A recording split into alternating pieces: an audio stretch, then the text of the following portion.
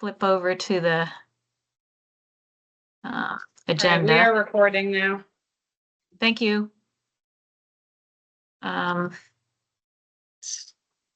Here we are. Okay, it is 1:30. It is Monday, January 5th, 2026. And this is a meeting of the Land Use Review Board. I am Janet Hurley, the chair, and I will ask each board member to introduce themselves. Sarah? Sarah Hudd, good afternoon. Alex? Alex Weinhagen. Hello, everyone. Kirsten? Kirsten Sultan. Hi, everyone. And Brooke at 10 Baldwin. Brooke Dinkeldean. Good afternoon. Thank you. Any updates to the agenda from board members? And if you could just speak up, because I can't see everybody on screen right now. So hearing no agenda updates, I will move on to opportunity for public comments on non-agenda items. Do we have any public comments on non-agenda items? None from 10 Baldwin. Okay. Any from online? It appears no. Okay, so let's go to the next agenda item. This is the consent agenda. Review and approval of the December 19th and December 22nd minutes. Alex had shared one revision for one of those sets of minutes. Were there any others that I didn't see? And does anyone have any desire to make them? Okay. Anyone feel up to making a motion on the minutes? Yeah, I'll do that. I'll make a motion that we approve the December 19th and 22nd minutes with the one minor correction that I noted for the 22nd. Kirsten will second. Thank you, Kirsten. All those in favor, please say aye. Aye. Aye. Aye. Aye. That was all of us. I didn't attend the 19th, but I did listen to that meeting. For those who are interested to know that. The next agenda item is discussion on Executive Order 0625, the Executive Order on Housing. And the board received two items from our legal team on this, a draft memo, as well as a spreadsheet showing our fee. It's not a schedule, but what our fees are and how they are, what the statutory authorization for each is and how we collect them. Do we have somebody who would like to lead on this discussion?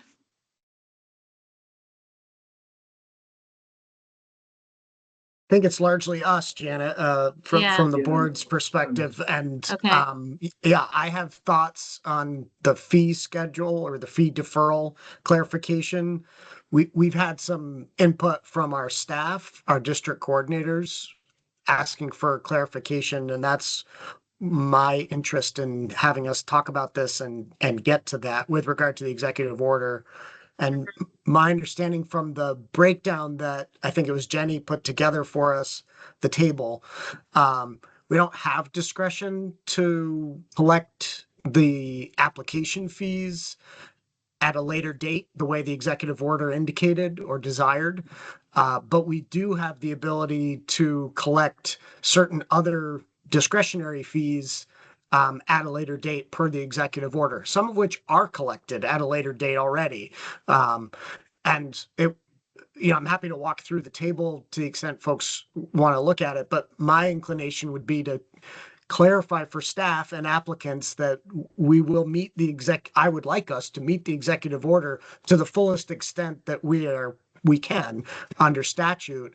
And that really means in those discretionary fees that since we have discretion as to when to collect them, whether it's the grassland bird habitat mitigation fee or transportation impact fees or prime ag soil fees, that we could defer those until after construction rather than prior to construction, which several of them are tied to that today. Yeah, Maddie, you have a hand up at 10 Baldwin. Who Yeah, is that thanks, for? thanks, Janet. This is Pete Gill. I just wanted to note that Brittany Wilson and Ben Spileggi are here from the Public Service Department as well. And we also have Evan Langfeld from O'Brien Brothers. Right, and another portion of this discussion is going to be about the executive order and its relationship to the building energy codes for residential and commercial, insofar as commercial deals with multifamily housing. So thank you for attending and being part of our discussion. And as for what, let's stick with the fees for a few minutes first before we move on to building energy standards, since that's what Alex opened up with. I think what we are proposing is that we tell staff that we can't defer application fees, but that these other discretionary fees we can defer. Is it as simple as that? Or are there other details that need to be discussed here?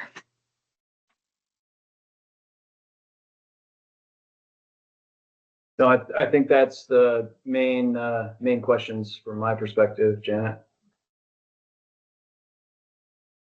Kirsten. Well, I agree with Alex. I think it's as simple as that. Okay. But I'm interested to hear So- what others have to say. Yeah. Brooke or Sarah, do you have any thoughts on this matter? I tend to agree. I think, the fees that are mandatory, we don't appear to have any authority to deviate from those. The discretionary fees, certainly they're discretionary. And I do think it's kind of as simple as that. Many of the discretionary fees are probably not impactful in terms of numbers of folks that we would see requesting those, but certainly, there are some that could come into play and could be significant for a project. So I think that our chart and our information from our lawyers is sound and reliable, and I think we need to stick to it. Okay. Sarah, do you have any thoughts before we move on? I agree. I'd like to conform to the greatest extent possible. It sounds like we don't have much ability without changes to state statute to change our fees or how we collect them. I would say that I do think that some of the fees that are discretionary that we collect can be significant, such as prime ag mitigation fees, those types of fees. I think those are collected more towards the end of the process now. So I agree with the board to the extent that we can comply, but I think we can also highlight it in our response, saying that there could be some statutory changes that could give us some greater flexibility in the future. Thanks. And I have two hands up. EL. And Hi, yeah, this is Evan. This is Evan Langfeld from O'Brien Brothers. Oh, hi. Can you hear Thank you, Evan. Go ahead. Yeah, I was just Yes. gonna kind of reiterate what Sarah just said, which is that the impact fees can be substantial. And in fact, the impact fees on projects of any significance are often far larger than the application fee. So while the application fee is meaningful, if you're maxing it out at 165,000, the impact fees between prime ag and grass and birds and transportation impact fees, those can dwarf the application fee. And so, you know, our request would be that any deferral of those fees towards the end of the project would provide some relief, particularly on projects that are really difficult to pencil out. And I think those projects that are really difficult to pencil out are probably the ones that the governor was trying to address in his executive order, where the state wants to see housing built in places where the market is a little bit more challenging to support. We have a project right now that we're in permitting in Milton, and it's very touch or go as to whether the pro forma works. And so if we can defer those impact fees, even if we can't defer the application fee, if we can defer it towards the end of the project, I think that would go a long ways towards making that project work. Thank you. Sorry, Caitlin, you have your hand up. Yeah, I just was gonna add a little bit of context, I think, from the district coordinator side, maybe on behalf of someone who facilitates the commission's decisions, who is making the decision when a permit is issued, which is the authority that is often requiring the discretionary fees and when they're paid. I think that it just almost feels like it's important to consider that as well, that it's the commission is including a permit condition that's often dictating how much is being required for any particular project and what the schedule is for payment, which is often informed by comments made by the specific agency that's involved, whether it's VTrans or ANR, Agency of Agriculture. And I think that those agencies do have different opinions on when discretionary fees should be paid based upon when that particular criterion might be impacted. So like for prime ag soils, those impacts are often happening right away, right at the start of a project, which is when the fees are often required now, versus traffic fees, which a lot of times are required at the start of a project. However, maybe it makes sense for those discretionary fees to be paid at the end of a project when the trips are actually happening. I think they are very distinct. The impacts are distinct, and it's worth, I think, thinking about, talking about a little bit more, also potentially incorporating those other agencies in the discussion who are often informing the commission's decision, which is what is being implemented in permit conditions and findings. So just to offer that. Thank you, Caitlin. Somebody at 10 Baldwin. Yeah, that's Yes. me, Pete Gill. Along the same lines, actually, I think well stated by Caitlin there, but was just the issue of when that discretion and how long, based on, you know, what type of impact there might be. And I think we're happy to kind of put something together internally that might work, and work with our partner agencies as well. And then I think what would be helpful from the board is to have some sort of documentation that outlines what that is for the district commissions then to implement. Yeah. Do you think it should be a formal guidance document? Or something less formal, like a memo from the board to staff, to all staff, or something like that, or staff and commissions? I could let legal weigh in on that with any thoughts in terms of the format. One suggestion I would have is you have a policy document already on the executive order and implementing that. I would say using that as a base or a springboard might be a good way to go. Yeah. Okay. Thanks. Yeah, Any? from the perspective of legal, the critical part is that be in writing. Honestly, whatever label we put on that, Okay. I think we can work within that. It makes sense to me to add to the policy that we already have regarding the executive order, this particular executive order. Do other board members agree? Alex, you have your hand up. Yeah, I was gonna say two things. One, I agree. We ought to just keep it as simple as possible.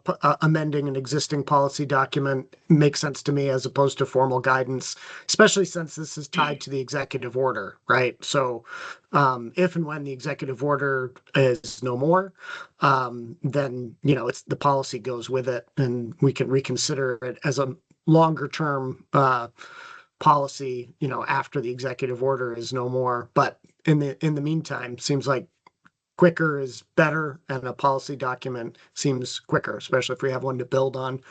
But I appreciate Caitlin's comments. And I acknowledge there is a little bit of a difference in the various sort of impact fees, whether it be grassland bird, prime ag soil, traffic, what have you. But my sense is that even though the impact that's driving the need for those fees may happen sooner, like as the example Caitlin gave with prime ag soils, with those soils being impacted very much at the front end of construction, ultimately, and I'm happy to be schooled on this if I'm not, don't have it quite right, but ultimately these impact fees are monies that are collected to be used elsewhere, not on the property itself. So I don't see these impact fees as being the time frame for collection of them necessarily being tied to when the impact occurs.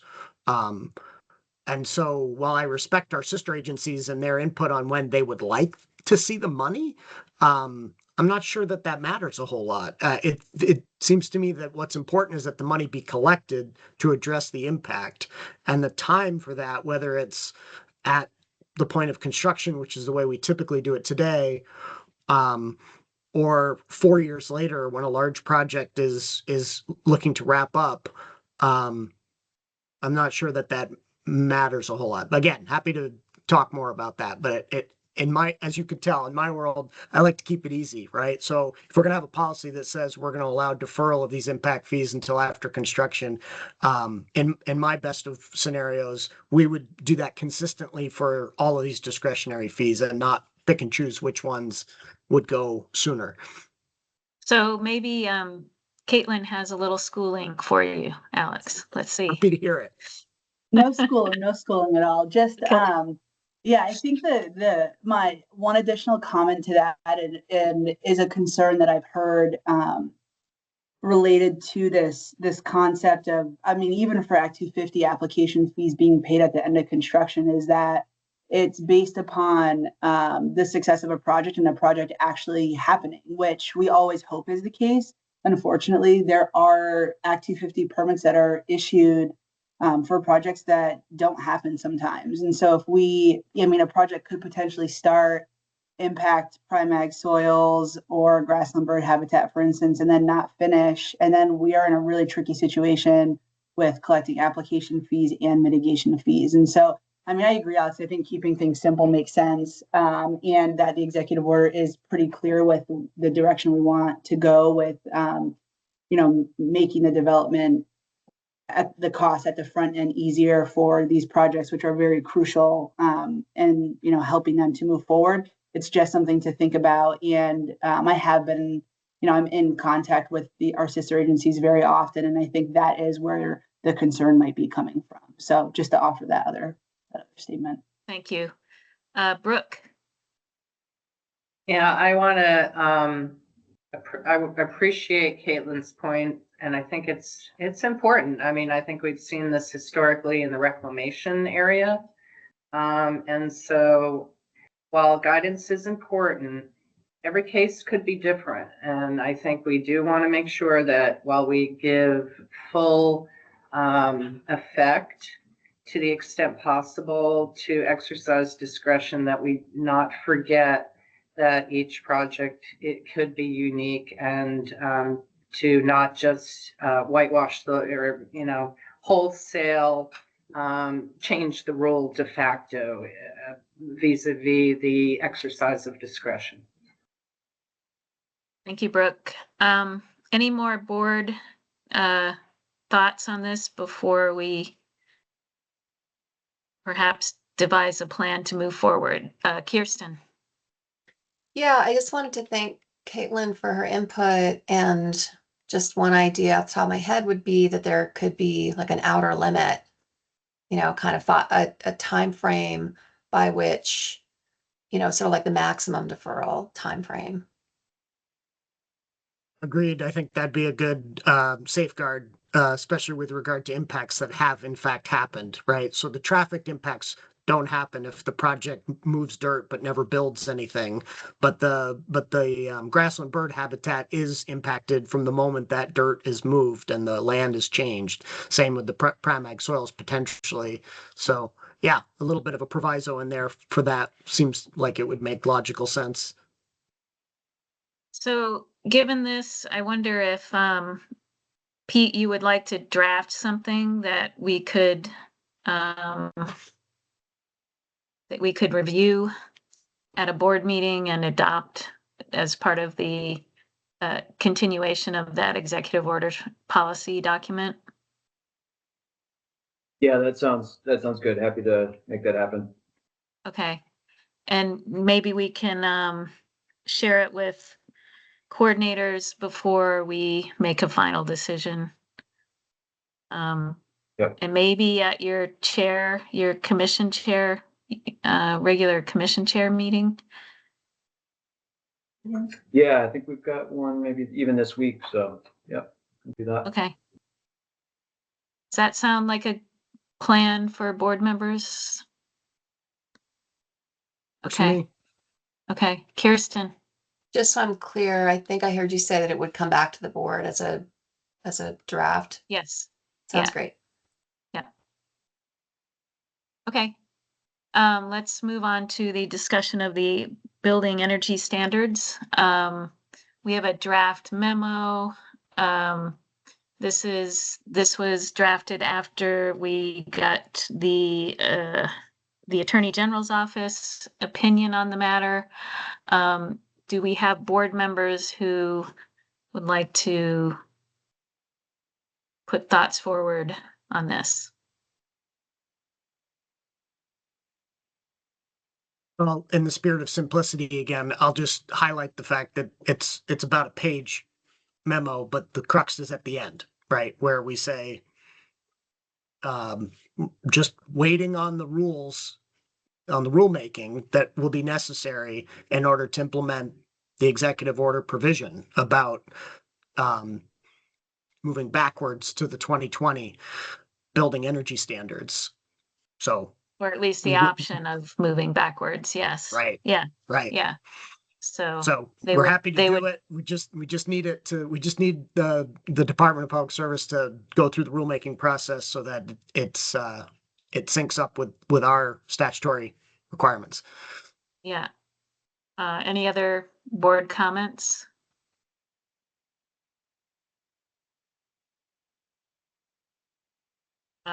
Brooke, I appreciate and agree with the legal opinion about the need to rule make. And my question is more about sort of the logistics. If we know this to be the case and rulemaking is being undertaken, I'm sort of falling back on my knowledge of like vested rights theory, where the law that is in effect at the time the application is deemed complete would be the law governing the application. However, my recesses of my mind remember some case law that says if the law changes to a more or less restrictive, more advantageous law to the applicant, they can then take advantage of that alteration and claim the application of the new law as opposed to the old law. Well, we've seen this like in the zoning context, Yeah. where the zoning ordinance was going to be changed. Right. So I'm wondering if there's some way to not just like stop the processing or the applications being submitted now, waiting around for the rulemaking to conclude, such that almost like an automatic, and you're going to be able to change or amend your application or your permit to get the other standard because it's presently under, it's like when they had interim zoning regs Yeah. while they're making the new regs. Maybe there's something like that that we can offer so that we can't approve something under a law that doesn't exist, but we certainly could try to do something that's like, not a wink and a nod. This is what the law is going to be changed to, and you're going to take benefit. You're going to have the benefit of that. So don't stop your application. Follow me? That may be something that Jenny, you might want to weigh in on in our executive session, or Broadly, Act 250 does follow a similar, that actually in the Wheeler case, the Vermont Supreme Court talked about the ability of applicants to like midstream take advantage of a more advantageous law changed on their behalf. Yeah. I'm not sure we have any direct case law about proposed pending law changes, and that could be a discussion that we have more in executive session. But I'm just trying to think of any way that we can provide the relief that the governor is seeking us to provide. We know that it's going to be time. It's going to require time. Mhm. So, we could have Jenny put her legal expertise on this. I think it's worth trying to figure out Yeah. a clear path. Kirsten, you're next. I thought that under the pending ordinance law, or maybe it's precedent that is available, that it's time limited, that if an application is in process, that it can be basically stayed while the outcome of the new standard advances and potentially becomes known. But that process can only be put on hold for a certain period of time of whatever it was, 30 days, 90 days. That'd be something I'd be interested to hear from Jenny about if we're considering doing, or sort of making known something like this. But I also think if the requirements, like if I wouldn't want to see permits slow down, I think if the law changes, people can return and ask for consideration of a different standard through an amendment application too. And they could include like a, Stowe Club Highland basis for making that kind of application amendment request. So it's just another thought, but maybe we should talk about these things in executive session. Thank you. AG, which I assume is not Attorney General, but No, definitely not. Okay. This is Andrew Gill with O'Brien Brothers. I just kind of wanted to say, I sort of echo the idea that I think it was Brooke was speaking to in terms of, like actively permitting projects currently and trying to foresee that this order is going to happen. The RBES code changes were really significant. I think, you've probably all heard the estimated cost of the 2024 standard. We've sort of seen it around $10,000 to $12,000 per home that adds to the cost of the home. It's not insignificant. And I think that, I was already thinking of this. We have an application that's going to be with Caitlin shortly for 85 homes in Milton.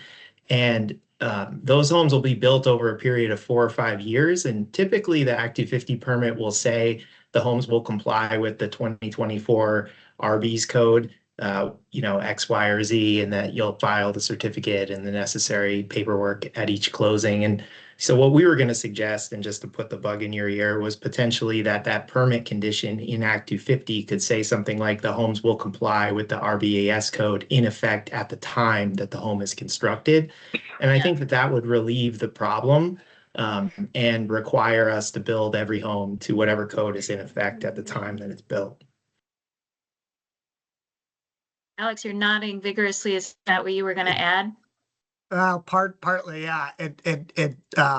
Caitlin, maybe you can educate again, but it's a little confusing to me that we don't already structure our permit conditions exactly the way Andrew just indicated, because some projects take years to build out, and these residential building energy standards are scheduled to be updated every 3 years.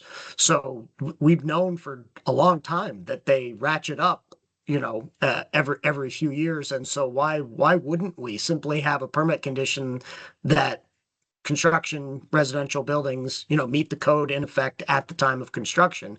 They have to anyways, right?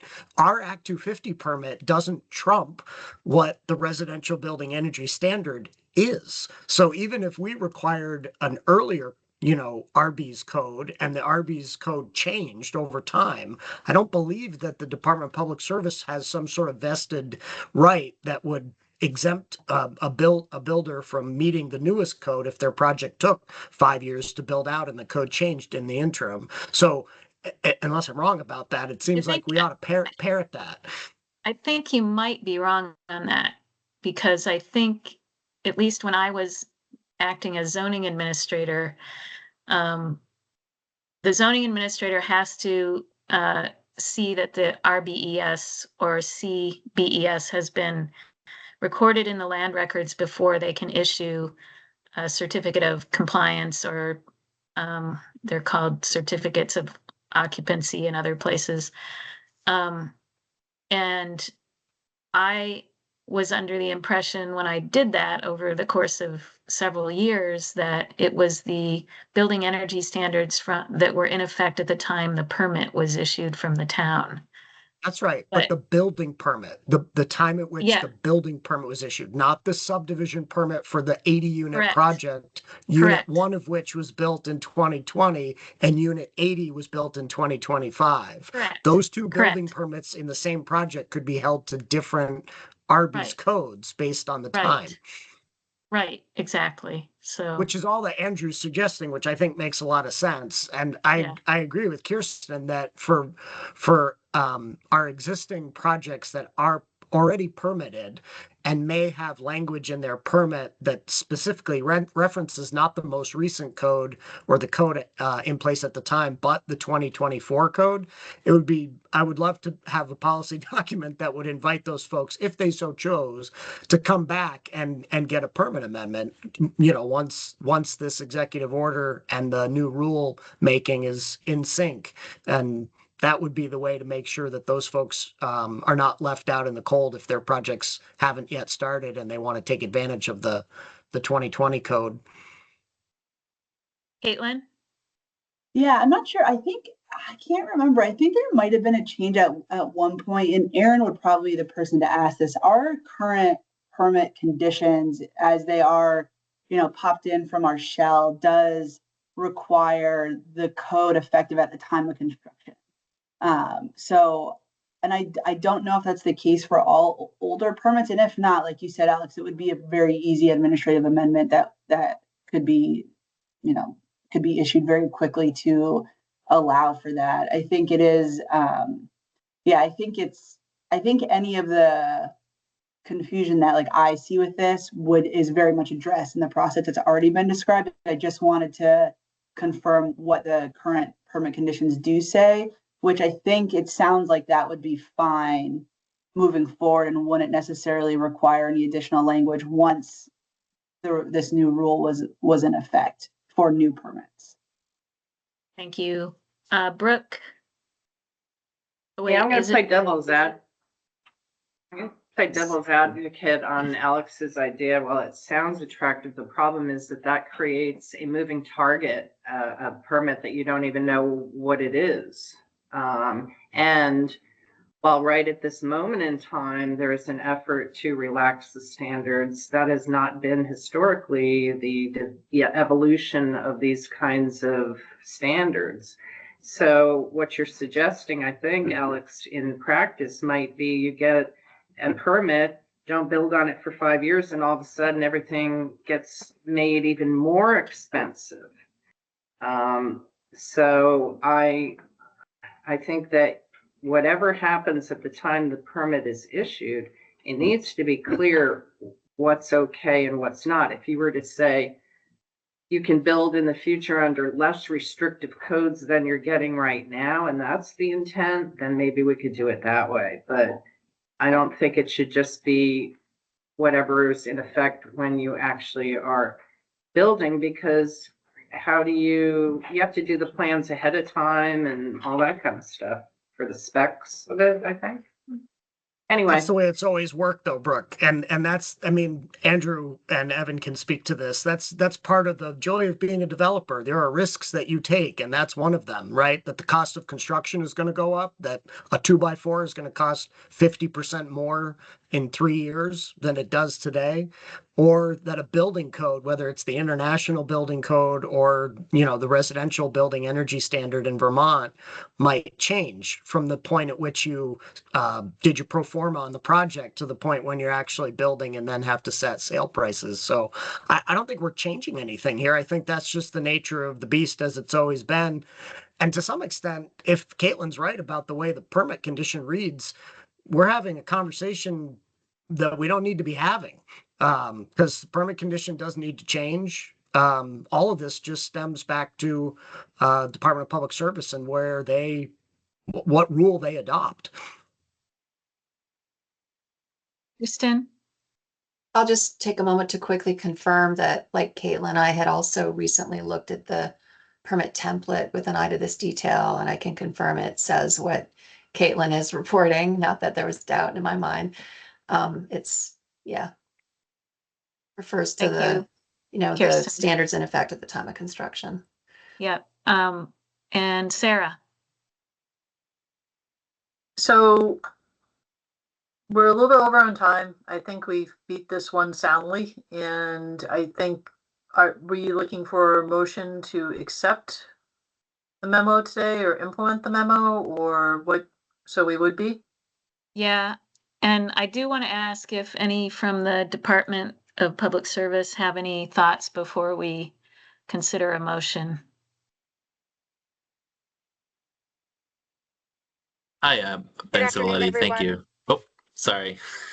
It's Brittany. No, you're good, Ben. Thank you. I'm in transit, so I wasn't sure if I'd have good service or not, but thanks for having us. Brittany Wilson, Deputy Commissioner at the Department of Public Service. I'm not sure if folks are aware, we did initiate the rulemaking process. We went to we went to ICAR December 15th. They voted to move the rule amendments forward. We're gonna have a public meeting February 2nd for the RBs and CBs. Then we expect and hope to be able to file with LCAR the second week of February, and then they have 45 days to review. Okay. So that's just a general timeline, probably a wishful thinking timeline, but that's our hope, just to add that context into your all thinking. And just this, it's kind of a timing issue, right, for projects and what you all are discussing here. So if that's at all helpful in trying to achieve what we're trying to achieve, I wanted to make sure that folks had a general idea of what the timeline looked like for us. And Brittany, I presume that the rulemaking would allow for either the 2020 or the 2024 energy standards. Yes. Okay. Thank you for asking that. Yep. The idea is that both of the 2020 and the 2024 for both RBs and CBs, both would be permissible, and builders and homeowners could choose. Okay, thank you. Okay, any more thoughts to be aired before the board considers a motion? I see no hands going up. Oh, Sarah. I'd like to make a motion to accept the memo. Okay, thank you. Anyone interested in seconding Sarah's motion? Sure, I'll second. Brooke? Oh. Whoop. Alex got Everybody wanted to get in on the action there. I heard Alex second the motion. Any further discussion? Brooke? Yeah. I'm not clear on what the motion is, that we accept it. What The does that memo? mean? The memo as presented is drafted. So in the board documents email, there was a link to a PDF where they discuss the fees that our program collects, and then there was also a draft memo about the RBCB's discussion Right. and posted on our website. So I think that's the memo. Yes, yeah. We would want to redate it, of course, and I think this is a memo that I guess, Janet, my question is, it doesn't have any like to or from, and Right, I'm not sure exactly. it's like who's it going to? Right. We're accepting it. I don't think that's the right motion. Right. Are we my doing question. something to it with it? So, yeah, I was just looking at it. It's dated December 17th, so we would want to date it for today. And I think this would be not only reporting to the governor's office, but to our staff so that they understand that for the time being, we're just waiting for the rulemaking process to proceed through or as initiated by the Department of Public Service. And actually, maybe this should be part of that same policy document, Pete. I was gonna suggest that would make sense, that you just wrote the conclusions in here, Yeah. into that policy document for staff and for the public to have one place to look at. Right. And yet, perhaps we do want to report this to the governor's office. In that last paragraph, this is Brooke speaking, maybe that should be changed. It's sort of like, we're gonna do this. Instead, why don't we report the guidance that we're providing? Yeah, maybe. Okay. I mean, yeah, we're gonna update after rulemaking. That's what we're saying here, but we've sort of missed that piece we've discussed in the interim. About providing guidance to our staff or our commission. If we're gonna roll it into the existing policy document, Yeah. perhaps you guys can review the draft per the Both. conversation that we've had when that's all ready. Yeah. So we Yeah. don't necessarily need to accept this memo, publish it today. Correct. Yeah. Yeah. That makes sense. Right. Yeah. Brooke, is your hand up? Do you still have more to say No. on that? No, Okay, Sarah? no, let me try to get it to If that's the case, I'll withdraw my motion at this time, but I think that unlike Okay. with the fees, this is an area that we do have some very clear direction on, and I would like to recognize that there are projects that are continuing to happen, and any certainty that we can provide sooner than later is always advisable.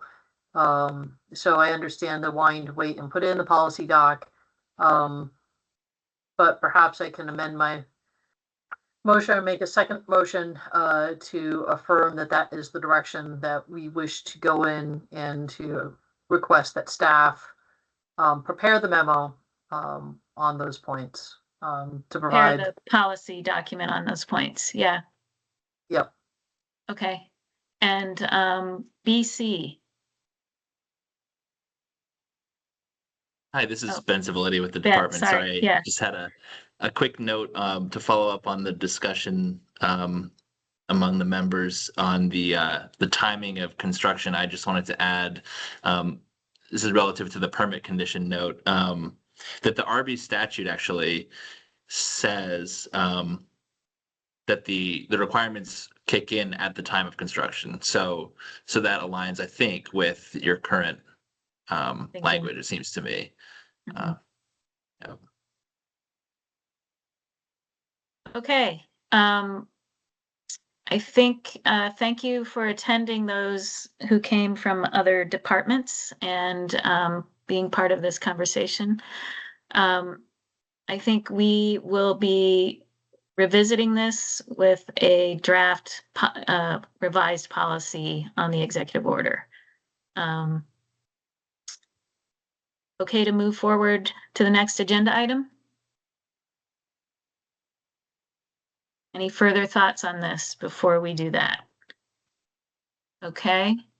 Hearing none, and if anybody sees anyone raise their hand, let me know. I can't see the group at this point. So we are moving on to item F, operations, budget, and legislative updates.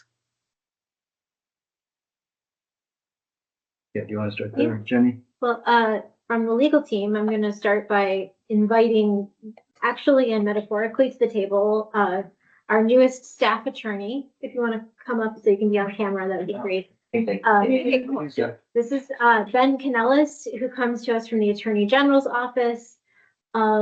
We're super excited because this means that our legal team is fully staffed, and Ben is going to be jumping in right away with a lot of our litigation enforcement work, and also has an eye on some of the long-term policy and rulemaking as well. So Ben, if you want to just introduce yourself briefly. Yeah, Ben Canellis, again, formerly in the AG's office, jumped over to the Land Use Review Board. I'm excited to help advise you and help develop some of these policies and projects. Welcome, Ben. Thank you so much for being interested in being part of the team here. Yeah, thank you. And I'm sure I'll get to meet you all in person and talk more with everyone. Yeah. That's my big news. I'll pass it back to Pete. Yeah, great. Just quickly, legislatively, we will be presenting in the joint committee of the environment committees from the House and the Senate this week on Thursday, tentatively. Also on Friday on the wood products manufacturing report. And sorry to backtrack there, we'll also be talking about the appeals report with both of those committees. Let's see, and we had a quick meet and greet with the committee assistants this afternoon. Brooke graciously joined me for that. So yeah, getting ready for legislative session here. What was the tentative Friday with the ag committees, joint ag committees, Pete? No, that was House at the moment, at least. Okay. Yeah. Okay. And were they also wanting to hear from us about AOFBs, or just the already submitted report? Yeah, at this point, just the wood products manufacturing report. Okay, great. Just wanted to understand Try that. to keep it narrow for now. Yeah. Yeah. Okay. Thank you. Alex. Yeah, so just full disclosure on the reporting to the legislature front, Kirsten and I have been working on the Criterion 8C rulemaking, and I gave Janet a heads up a few days ago that at least I'm pretty sure, I think Kirsten, you're agreeing with me that we're not going to make the June 15th deadline for delivery to LCAR on those Criterion 8C rules. I mean, it's possible, but it's not likely. And so to the extent that other members of our team are in front of the legislative committees talking about our progress on these various Act 181 elements, I think it would be good to be straightforward about the fact that we're gonna miss that deadline by a bit, and that should hopefully is okay with them, as Criterion 8C doesn't kick in until the end of 2026, and so we have some additional runway to get it done well ahead of that. But I just wanted the board to know that that deadline is probably not possible at this point. And so Thursday, Brooke is going to give a report on the appeals report, but I will speak to the two extensions that we have already asked for. That was the Tier 2 report that was to be due on February 15th. We've asked for that to be extended to the end of September, along with the submission to LCAR on the final Tier 3 rules. Also to the end of September. The only caveat to the Tier 2 report request is that the ag committees wanted to hear from us in February still on the AOFB, accessory on-farm business issue in particular. So we are still planning to report on the AOFB issue in February to the committees of jurisdiction.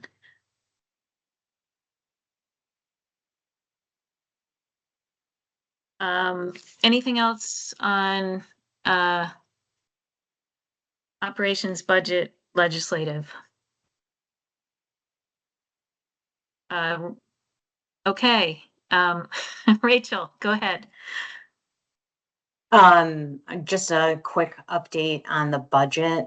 Last week, we were issued our internal service fund targets and general fund targets, as well as our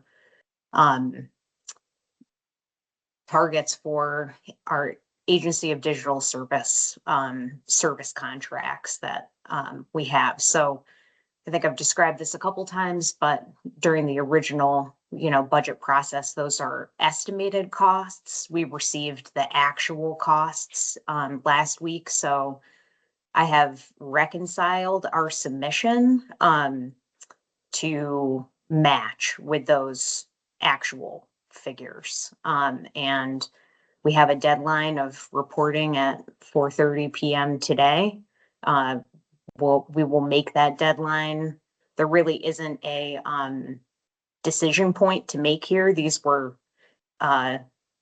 directives given to us by finance and management, and is a typical part of the budget process. So if everyone is amenable, I will submit that to finance and management today, and be sure to copy the board on all that correspondence.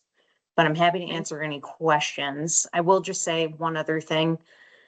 There is still one outstanding piece of information associated with the budget process. We have what's called a base initiative request associated with half-time funding for 2 positions. These were our limited service positions that were converted to full-time permanent positions last session.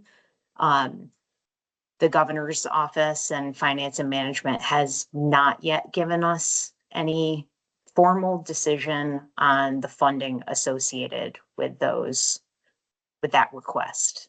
So that is pending. I expect that it should come this week. And we'll be sure to let everybody know when I know, or when we get the information from the governor's office and finance and management. Thank you, Rachel. Other than that, we're also developing a presentation because we'll be giving a budget address in a couple committees coming up. So that's the news for my front. Thank you. Rachel, what was the magnitude of the change with regard to the non-discretionary items that we were given the final estimate or final numbers for? Yep. So we were given just over 70,000 in additional general fund appropriation to accommodate those non-discretionary spending items, including things like our health insurance premiums, insurance liability, space charges, ADS charges. So our general fund target is 4.36 million, and our special fund is just under 1.4 million. That's where we ended up so far, with an additional, again, that additional base initiative request is kind of a yet to be determined amount. Okay. Thank you. Okay, next item on the agenda, unless there are further discussion points to be had on operations, budget, and legislative, is a conversation about the regional plan approval process. And I will just say that although I missed the last 2 meetings in which we discussed the Chittenden County response, I did listen to the entirety of both of those meetings.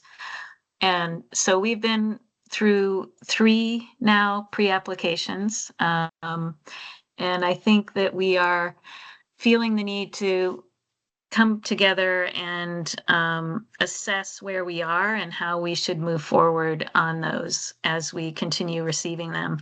Our next one will probably come on or about January 22nd from Addison County. And I'll just say that looking at this from the 10,000 foot view now, I think that we need to understand the pre-application process as a collaborative conversation. It is not a contested case.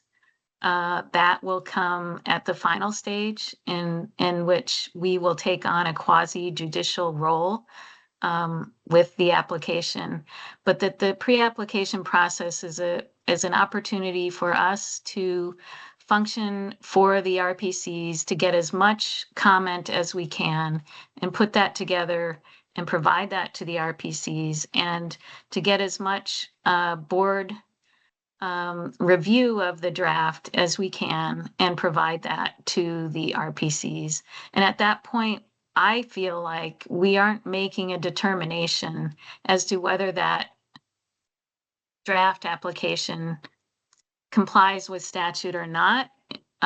Overall, we are assessing under the same statutory criteria that we will look at it under the final application, but that we aren't making that final determination. We aren't making that determination in the pre-application phase. And so I think we need to move back from, having language that says this is required. I think we need to talk about, the more, these are mostly more recommendations for the RPCs to consider. There are some cases in which we've looked at maps, for instance, and seen something that I think the board can say with a certain amount of certainty that isn't going to pass muster. And so, and here's why, and you should consider changing it. So there are some cases in which we will see that at a pre-application phase, and I think we need to say it, and we need to say it outright. I think we need to be as clear about those cases as possible at this pre-application phase. So I'll stop there and ask other board members to put forward some thoughts on this.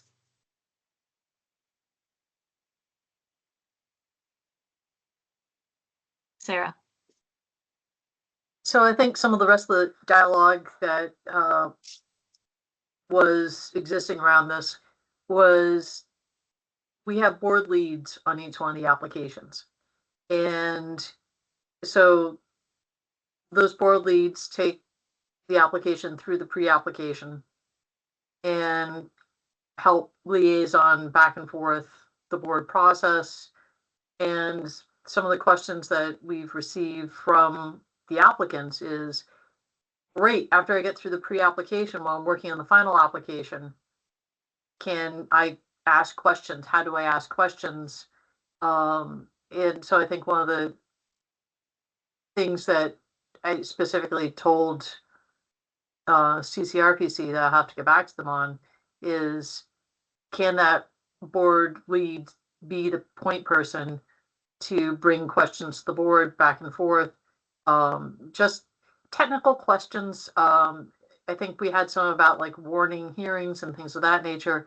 Nothing to like pass judgment about this area in or out of a flu area, but really just more sort of logistical questions. I think there are concerns about ex parte communication, and I don't see that as being a problem, but I just want to specifically air that and say that I think that's part of the pre-application process, is to make sure that we have a complete application. We need to provide the resources to do that. And we don't have extra staffing within Act 250 other than ourselves to do that. So I think I'll just sort of bring that up and flag it and just say that I think that needs to be us. I think that's part of our reason d'etre here is to help facilitate that process and those sort of applications. Right, and we had our legal team put together a memo that they shared with us last month on this question of ex parte communications throughout this pre-application or before the final application is issued. And I am satisfied that there is no ex parte conflict here in having that that role by a particular identified board member, answering questions for the applicants in the interim. There are certainly some recommendations in the memo from our legal team that I think we should all bear in mind. We certainly aren't, and I don't expect us to do that, but we certainly can't meet with an RPC and say, have them show us a new map and have one of us say, oh yeah, that's perfect. The board's gonna love it. And you should have no problems, right? We can't make such promises, but we can answer their questions about process. And I think we can also answer their questions about how to understand the feedback that we did give them in the written response that we gave them to their pre-application. So, Alex. Yeah, I'm largely of the same mind. I think in the best of all worlds, there would be a different staff person who would be the shepherd. It wouldn't be a board member in order to keep the quasi judicial function a little more separate. But I think per legal's memo, I agree. I think that as long as the designated board member is answering procedural questions and just ensuring that the technical part of the process flows and gets us to a final application, I'm okay with that. But I envision that RPCs will have substantive questions about the feedback we provided. And if we're not going to allow our designated board member to get into a substantive conversation about those issues, then I wonder what the appetite of the board is to allow RPCs to come back and talk with us as a board. Sort of a continuation of the pre-application review to say, we gave you the feedback, you're working on your final application, but you didn't quite understand these 2 items that we gave you feedback on, and you'd like to have some more conversation. I think it would be okay, to invite them back and have it be on the, part of the public record. We're not hiding anything, and it's the full board having the discussion, and it's not part of the final application yet, but I wonder what others think about that. I agree. I think it's in line with the way that we have posited this pre-application phase today to also offer that. Sarah? I think we just want to be cognizant of our workload and time management. And I hate to have, I think we have very responsive, very professional RPCs. But I hate to put us into a board of we're rehashing continually a pre-app, and there should be some defining bright line in terms of you really need to make another pre-application. If you want us to rule on this, if you want a level of certainty, other than that, we can just sort of give you the temperature of the water here, but you're not in a sort of formal application process. You can come forward. I think it's transparent to disclose and have them at public meetings such as this, but just hopefully we aren't setting ourselves up for a collision with workload and also people taking advantage of that process in the future. That's a good point, Sarah. Thank you. Any further discussion on this right now? We are going to have more discussion of this in our next couple of meetings, so we don't have to wrap it all up here. Brooke? Yeah, I appreciate Sarah's concern. So, I mean, maybe the board member who's, in charge of that application can give advice about, okay, this is something that you might want to talk to the board, or give some kind of guidance to the process so that we aren't answering things, repeatedly, or little things. If there's a couple things that need to come to the board that they would like some feedback on. And I'm okay with that if it's managed properly, as long as it's open meetings, so that even though we're not like officially quasi judicial yet, I think if there are substantive conversations, they should be in public so that people can review them. Yeah, absolutely. But I appreciate Sarah's concern, and maybe that can be managed by the individual board member. Yeah. Okay, I'd like to move on. We will be discussing this further. Alex, go ahead. Well, yeah, and we can move on if you want, Janet, but it seems like we have a little bit of time, and don't we? Wasn't this I a don't know. 2:30 Actually, agenda sorry, item? I only have one screen, so it's hard for me to keep track of time. Let's see, we are regional plan 2:30. No, we're Yeah, still over time. We're over. So, You're right. yeah, I'm my yeah. bad. Yes, we can Yeah. move on. I have another thought on this, but it's a different one, so we'll take it up next time. Okay, thanks, Alex. Okay, so our next item is the road construction jurisdiction discussion. And is that's Sarah and Kirsten. Do you want to lead off, one of you two?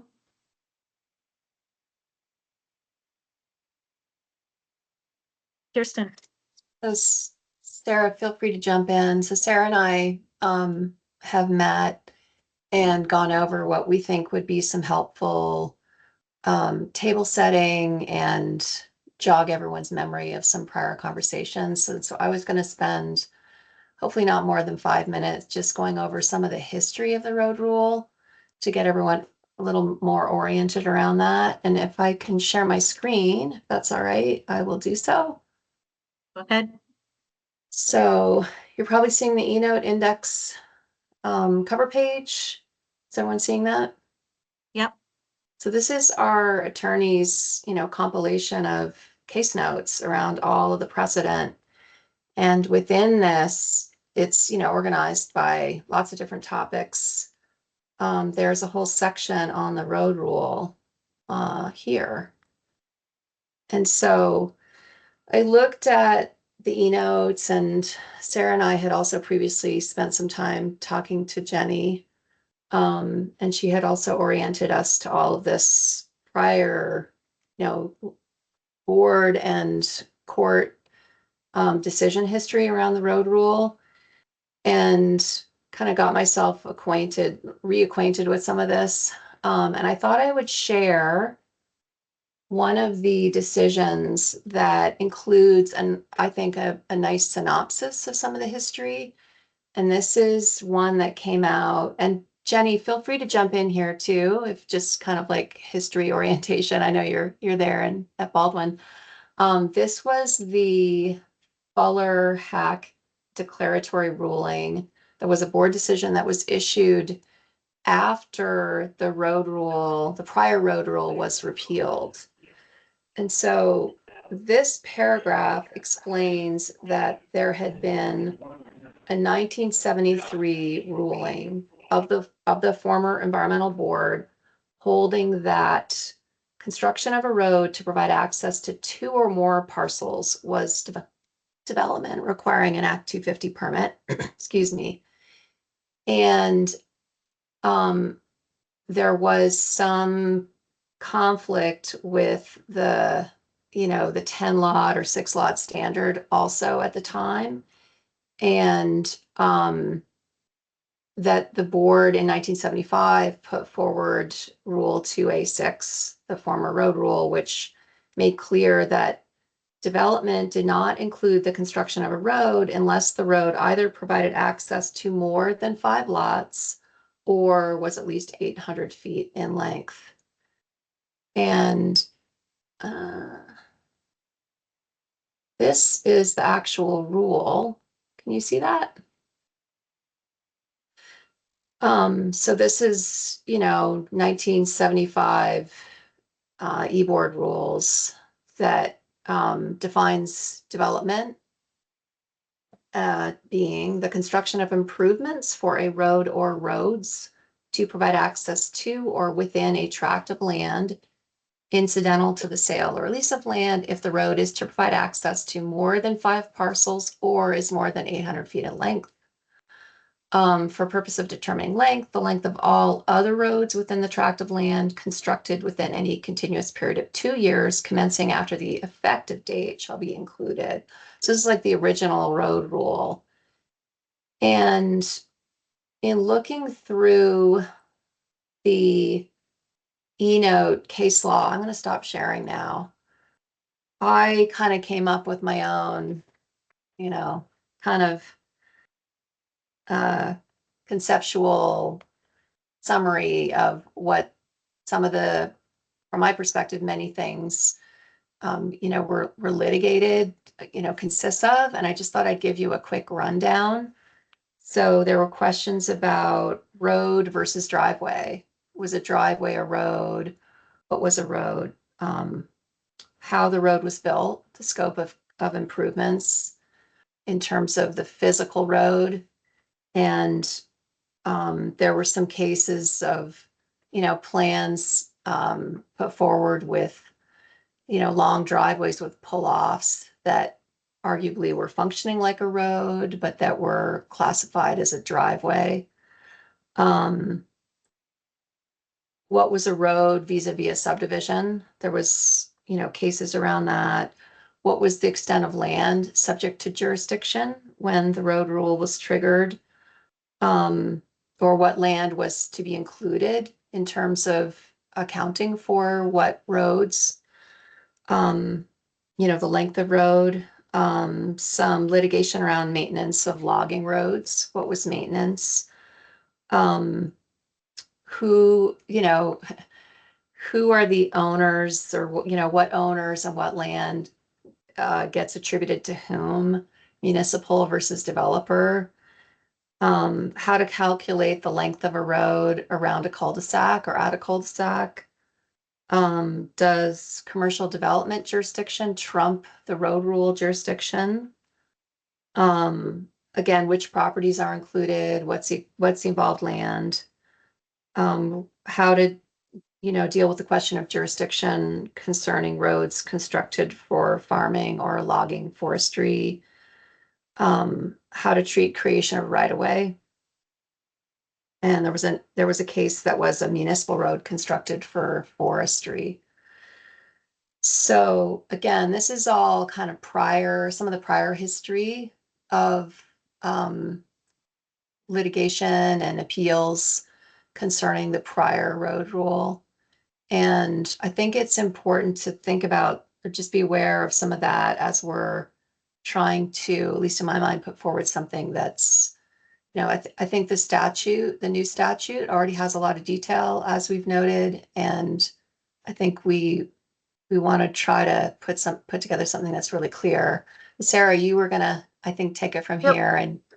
So I was going to spend a brief 5 minutes on sort of where we're at right now, and then I think we have a few minutes for board questions. But so where we're at right now is we previously brought to the board, and I had done a memo back in August stating that, we could make rules around this, that what we've been given in state statute is so sort of clear and concise that we felt like guidelines would perhaps be best. This new rule goes into effect this coming July 1st. So we are feeling a little bit now more under the gun in terms of putting something together so that people can make decisions for the coming construction season and have some degree of certainty in terms of what the latter half of the summer is going to cover in terms of jurisdiction. So I think what Kirsten and I did was we met with Aaron Brondike and the coordinators and got also initial feel from them in terms of questions and concerns that they might have. I will say kudos to Aaron because his brain kept on working afterwards and he developed some copious notes, some draft docs to give Kirsten and I to look over that have been very helpful. And I think what we're going to be asking for the board is once we get into our agenda settings for the next few meetings through January and February is some time to bring this to the board and discuss. But what would be very helpful for Kirsten and I to know is I think we've been talking a lot about baking, and here we are. It's probably after the holidays and everybody's had too much for baked goods, but I will use the analogy to say, how baked do you want to have this before we serve it to you? Do you want us to go and continue to work offline with Aaron and cook something more fully? Or do you want us to perhaps bring you some of these issues for discussion before? I'll give you the three sort of top ones that we identified back in August, which is the sort of defining of a driveway versus a road, clarifying forestry and farming road construction and use, and then also about ownership and associations. And so those are sort of three buckets, if you would, within the road rule that could use some clarification that will then sort of help make everything better. I will say that this is sort of a segue into, I was reading through Alex's notes about tier 3 and some discussion about how you define roads would be helpful within the tier 3. I think that also gives us a little bit more immediacy and recognizing that there might be an appetite from the board to have a broader discussion on these. So I think that's a little bit of where we'd like to just sort of update you to where we're at, what we're going to seek to accomplish, and also to get an appetite from the board in terms of with these future conversations, how much to bring you and how much to have the board sort of take a first. So as Kirsten was sharing screen, I saw some of what she was showing, and one was a definition of a driveway, basically. And I presume that there are other, other aspects of all of that information that we could take and put forward based on, what was previously considered a road, what was previously considered a driveway. So I'm wondering if you can take that information and put together something that is at least parboiled. I don't know, something that that we can react to as opposed to just having a wide open conversation at this point. Brooke. I'm going to advocate kind of for not the opposite approach, but I think a conceptual conversation would be very useful initially, and perhaps to prepare for that, the information from the old road rule, some definitions that we already have existing, Title IX, in terms of, what are the roads and what are they talking about that we're not talking about? Trails, there's the definition of trails and I think if we're going to be defining roads or driveways or whatever, there should be an element in there that says it's not a trail. That definition over there, that kind of thing. So for me, it would be very useful to pull this information together, the different precedents that we could utilize or to inform how we're approaching this. But I would love to have an understanding or a conversation about what are we talking about, how to define these, and then how does that work in practice? before we go wordsmithing and then we have a baked cake that it's like, well, wait a minute, how did you end up with this, without us sort of going through and understanding how people are getting to what they're going to propose. Because this is a big one, and I think it's really important to make sure that we all understand the history, which is very important. It's hard to look at a screen and understand what Kirsten's talking about with this. But to familiarize ourselves with some of the cases that are important to get what comes up in trying to implement this, that we know from the past, so that we can not repeat the same situations that were unpalatable in terms of how they Right. worked out. Right, thanks, Brooke. Sorry, Sarah. So absolutely, I do want to just back up a little bit and say that I think part of the statute that we have now was to cure some of the sins of the past. And so I don't want to necessarily be driven by the historical records on this. I think they're helpful to help inform us, but I want to be cognizant that in some ways we're going to have to divorce ourselves of some of it. I think that we can bring you some decision points and say, I think Alex has been doing a great job with the tier 3 stuff, just to cue you up, Alex, for a little bit later, in terms of saying, here's a decision point and here's why it matters. Here's the repercussions of if you go right or if you go left. And so I think we can do some of that. But I think I'll just say, I think I want to keep us from wading too far deep into the historical. Jenny also did a great drop for us of all the case law that was around from the old railroad. It was significant. And so we could spend a lot of time on that and get mired down. And I think what we can do is provide some synopsis for that. So absolutely. And I think that will also, Brooke, I think that's wise, because as I was looking at this, I was taking a look at the linkages possibly to tier 3 and wanting to make sure that we're not in the kitchen alone at this point.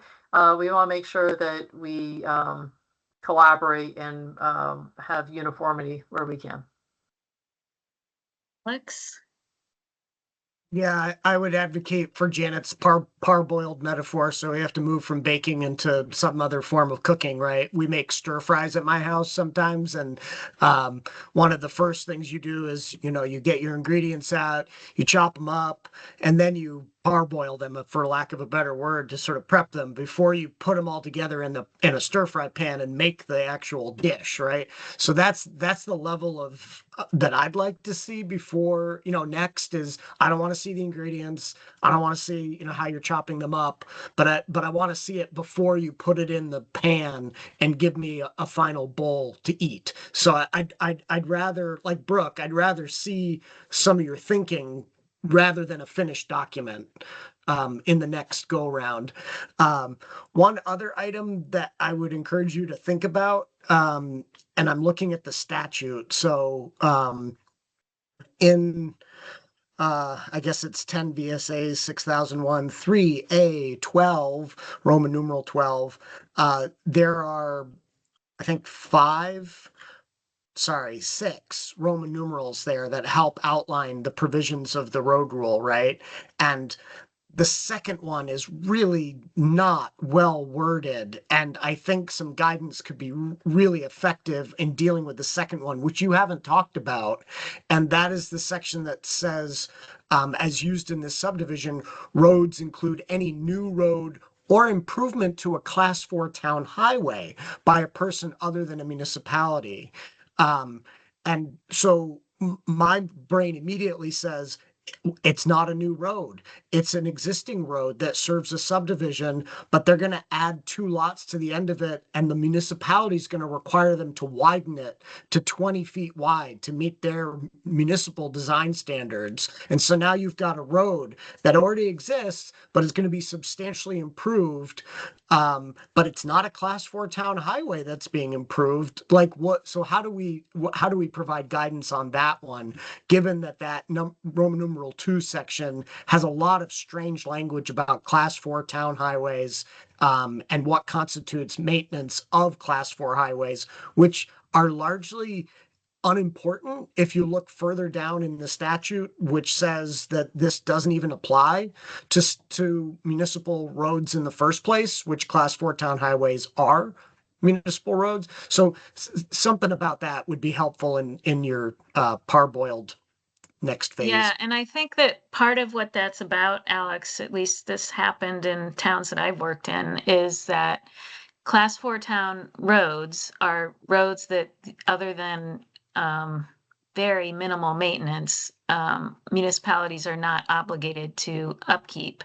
However, they have allowed residential development along some of them to some degree, and required that if the people living along that little stretch of the town trail want a road, that they have to keep it up themselves, right? And so I'm familiar. I think, yeah, and I think that that's what the legislature was addressing with that I agree, paragraph. but I will just also note that later in that paragraph, it talks about routine maintenance and minor repairs shall not constitute an improvement, which is great, except it says it in terms of class 4 highways. It never once says that routine maintenance of a private road shall not constitute improvements. I think we have to guide people and tell them that it doesn't, that routine maintenance of any road, town, private or otherwise, is not what this statute was intended to apply to. But I think we need to provide it because the statutory language is not clear on that front. And that's all in that paragraph, Roman numeral 2. Yeah. Sarah. I hear you, and I think it was sort of trying to distill it into 3 different points. I think that was Alex is downstream of the upstream question about ownership and joint ownership and different forms. And I think just the issue that he raised in terms of widening, maybe even slightly, an existing road also pertains to private roads. And, you know, how far, if you go, there's an existing road, it's 1,000 feet, but the association is required to widen it to facilitate the 2 lots at the end. Is that going to then trigger jurisdiction? So yes, absolutely. I hear you. Parboil, show you ingredients. I think that's something that we can definitely work with. The other thing that I want to touch on, and I think Kirsten's going to jump in here too, is the idea with having guidance is we can go back in like we did with the regional plan review and adapt. So there are going to be all sorts of different things that we're going to try to cover as best as possible. There might be something that we forget that we need to go back in and add.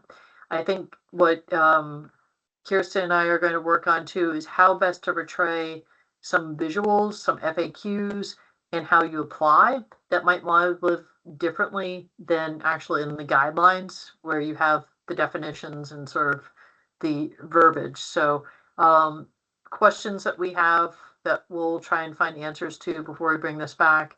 But I think in a couple weeks we can parboil something for the board. So Kirsten, I don't know what your thoughts are. Oh yeah, no, I just wanted to let everyone know, I'm particularly Brooke, like I hear you, I'm understanding. We don't want to bring in the fully baked cake. I don't think that was our intention, but it's good to have this conversation and sort of understand what the board's pleasure is. So, and Alex, I think what you're referencing in paragraph 2 of the statute, to me, that's going to be, I think, a straightforward topic. And there is a body of precedent already that examines the question of, you know, what's maintenance versus what's construction of improvements. So I think there's an opportunity to draw from that in addition to what's already in the statute. And I see that as one of the hopefully more straightforward areas of the guide. So great. Yeah, That's great. I think those e-notes will be super helpful in those easy questions. Although I agree with Sarah that, you know, the road rule didn't exist in Act 250 for longer than it did exist. And it didn't exist, it hasn't existed for 25 years. So I want to I want to take those e-notes with a heavy grain of salt. But I think for the easy stuff, yeah, and maybe for some of the harder stuff, it can help help you to think through it.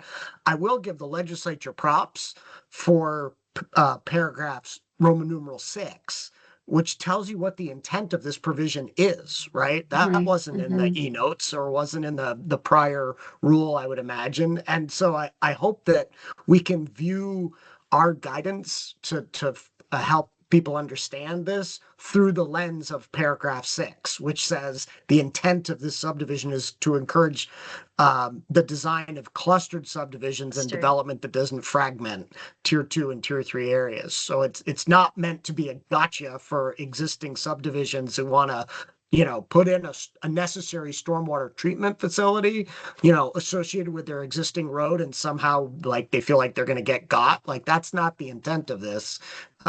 So that hopefully that's helpful. Yeah, that's a good point. Thank you, Alex. Kirsten.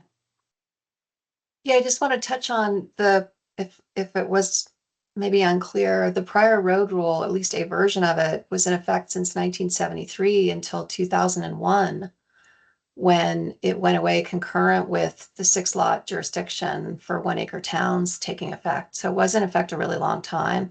While I agree, I don't want to get mired in too much, minutia concerning things that are already fairly well defined in the current statute. So but I also think we can take a look at it to make sure we can, we're anticipating, how maybe there are some things that are not as well defined. Like currently the statute includes, as we know, a definition of road and the purpose, but it doesn't include a definition of driveway. So that's something Sarah and I can bring back for discussion. Thanks. So we are only 1 minute over now, I think. Let me look at the agenda. Yes, so I'll ask if there is any further discussion from anyone else attending on this topic before we move on. Okay, and maybe I'll also ask one last time if there is any public comment on non-agenda items before we move on.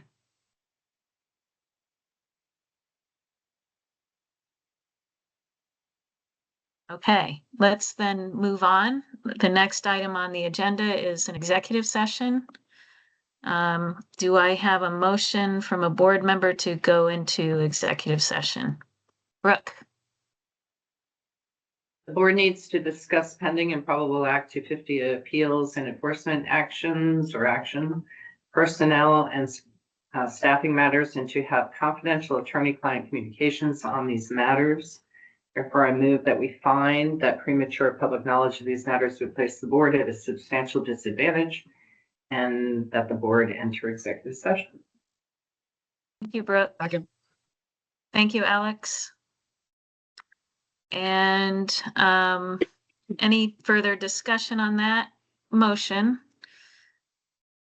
Seeing and hearing none, all those in favor, please say aye. Aye. Aye. Aye. Aye. That is all 5 of us, so we will be entering executive session. We will come back to this open session to report back out anything decided in that executive session before we adjourn. So thank you for being with us. See you soon.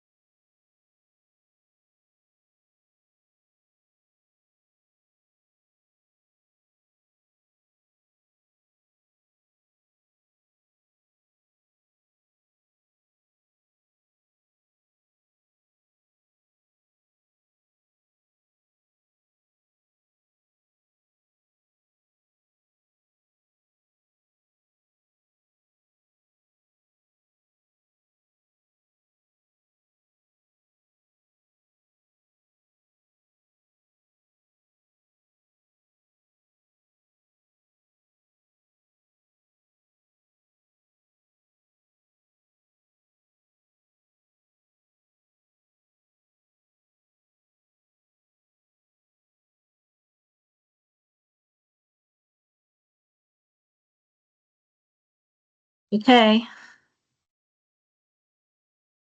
Here we are returning. And all 5 of us have returned. Uh-oh. Oh, okay. Yes. Are we all back? Okay. Alex, I believe you have a motion. I do. So I'd like to make a motion to authorize the enforcement team to transmit a proposed assurance of discontinuance, an AOD, directing the respondent in case enforcement case 2024_087 to pay a $6,000 civil penalty and reimburse the board $719 for enforcement costs. Thank you. Kirsten, I'll second. thank you. Any further discussion on that motion? Okay, hearing and seeing none. All those in favor, please say aye. Aye. Aye. Aye. I believe, Brooke, did you vote? Aye, yes. Okay, that was 5 ayes. That is a unanimous decision. And we only have one item left. Kirsten, I'll make a motion to adjourn. thank you. I'll second. Thank you, Brooke. Brooke got it. All those in favor, please say aye. Aye. Aye. Aye. And that is unanimous. Thank you, everybody, for Thanks, joining everyone. us. See you soon.